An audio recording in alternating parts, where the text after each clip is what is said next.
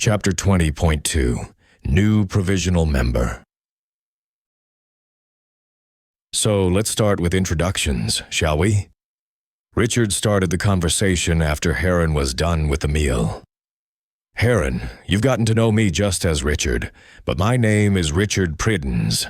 I'm the leader of our party called Valiant Cry. Our party specializes in monster hunting, but we also don't shy away from other work, such as escort missions, item retrievals, and other quests that pop up from time to time. The one with the key is Irene, Richard said, turning to the two women on his right.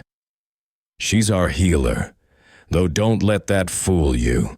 She's seen more action than most warriors I know, and that's May. He nodded toward the woman in the butterfly-embroidered blouse. She's our youngest member and the aerial specialist. You haven't lived until you've seen her dance through the air during a fight.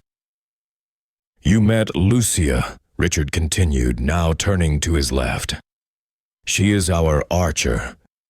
She has various arrows in her arsenal. She imbues them in various substances. Next to her is Icarus. He is our plant expert, but he also has several special abilities, which you wouldn't tell from his appearance.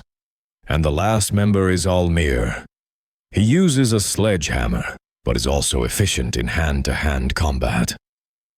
He stood from his desk and came over to Heron with a piece of parchment. This is your provisional license, Heron of Haugstad. Prove yourself of value, and you'll get a permanent one and a passport. Heron nodded. Thank you for giving me the chance.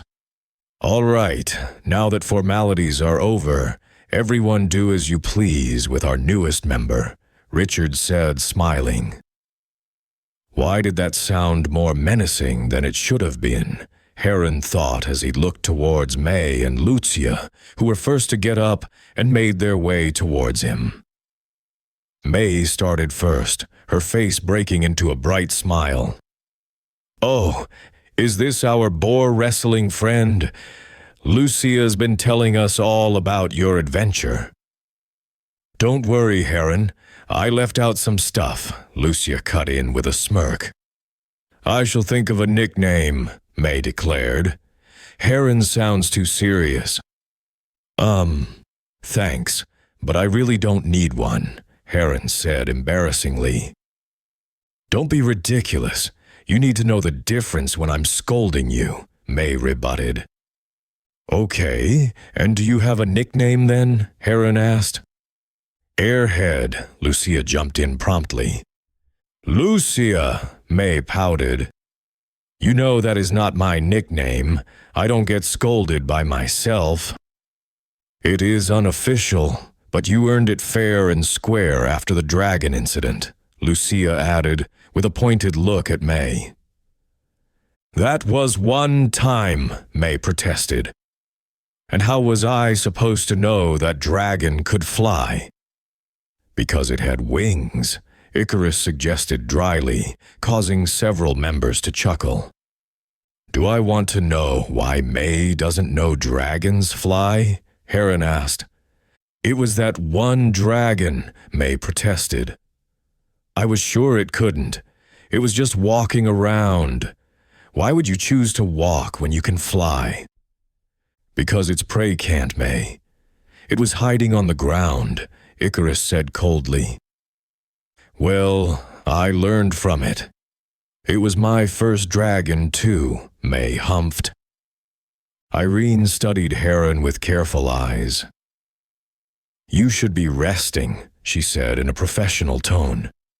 The city healer's work is adequate, but you're still a bit pale. Richard asked me to come, Heron responded, his voice still carrying traces of exhaustion. Of course he did, Irene sighed, shooting Richard a disapproving look. Man has no patience. Well, since you're here, at least let me do a quick checkup later. Don't be such a worrier, Irene, May said cheerfully, sliding a mug of something warm toward Heron. Here, drink this. It's just spiced cider, but it'll help with the tiredness. Oh, and since you are here provisionally, and we get to vote later on your full-time membership, I think it is important to make strong bonds. May was now looking at Heron with a mischievous glint in her eyes. Say, Heron, you wouldn't happen to have a few coins to spare for a round of cards? Heron blinked. Are you trying to extort me for your vote? Extort is such an ugly word, May said cheerfully. Think of it as an investment in team bonding. Besides, what else are you going to do with those coins while you're recovering? Heron sighed. Fine, you can have a few coins. Don't encourage her, Icarus warned. Once she starts asking for loans, she keeps coming back. Too late, Icky, May's grin widened. And since our friend here is being so generous with his coins, I think I'll call him Hickey. Yes, Hickey and Icky, my two favorite grumps. Heron looked at Icarus. Is she always like this? Unfortunately, Icarus sighed. And it gets worse after she's had a few drinks. All right, May, let Heron breathe, Almir chimed in. You'll have plenty of time to get to know each other during his probation. And Heron, don't underestimate May. She is being silly now, but when it comes to the field, you should take some pointers since you'll also be doing close combat. Thank you, Almir, May said, smiling. And yet he has no nickname, Icarus pointed out. Well, Icky, I wouldn't dream of scolding Almir. He's just a nice guy all around. Who has the arm strength to break you like a twig? Icarus added. A thought that didn't even cross my mind, May played dumb. So, Heron, which weapon is going to be your primary one? Icarus asked. I'm going to stick with the sword. Mine is smaller and old, but hopefully I'll earn some money to replace it with something new. You can go with an augmented weapon, Lucia said. What is an augmented weapon? Heron asked. A weapon that draws power from tainted crystals, Icarus explained. No, I think I'll pass on the idea. My experience with anything using crystals hasn't been great so far, Heron replied. Well, you will need something basic, at least for demons. They are easy to manage, but can only be removed with crystal powers. Which makes augmented weapons convenient these days, Icarus said. I heard back at my village something about these demons. They cause problems for villagers since they can't be attacked with standard weapons. Yet you say they are easy to manage? Yes.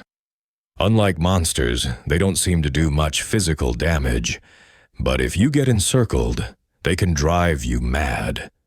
Which is not a problem since you just pull out a crystal-powered weapon and they disperse, Icarus explained. Sounds like they were tailored for villagers, considering we'd never use crystals. Who knows? Clergy just mark them as spatial anomalies. It is true that they are no threat to the citizens, which makes them even more annoying as we waste time going out, only to beat them in a matter of minutes, Icarus said. Yes, it would be far easier for villagers just to have at least one of their own, using a crystal tool for the occasion. But what can you do? We should force no one to use crystals against their will.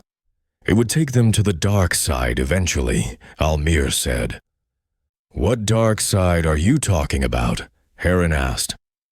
Well, far be it from me to speculate, but there seems to be a trend of people worshipping the abyss, which is worrisome. I mean, why would you worship the idea of your soul ending in eternal blackness?